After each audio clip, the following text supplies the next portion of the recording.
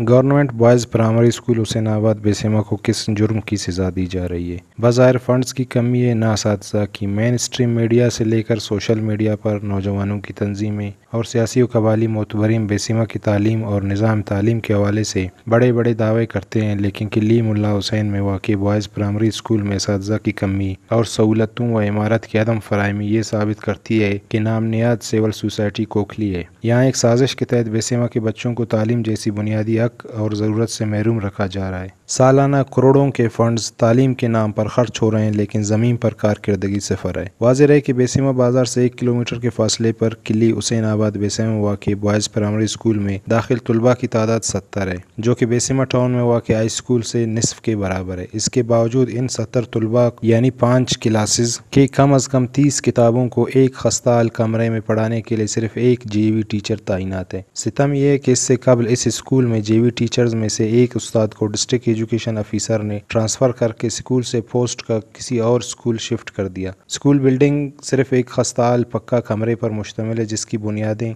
गल सड़ कर रेत में तब्दील हो चुकी हैं। खिड़कियाँ और दरवाजे टूट फूट का शिकार हैं। हक तो ये है कि इस स्कूल की तादाद को मद्देनज़र रख कर फौरी तौर पर अपग्रेड करके कम अज़ कम मिडल का दर्जा दिया जाए। एक आलीशान इमारत तामीर करके कम से कम 15 असातिज़ा तैनात किए जाएँ, लेकिन सियासी नुमाइंदगियों की तरजीहात में शायद लोगों को जाहिल रखना है।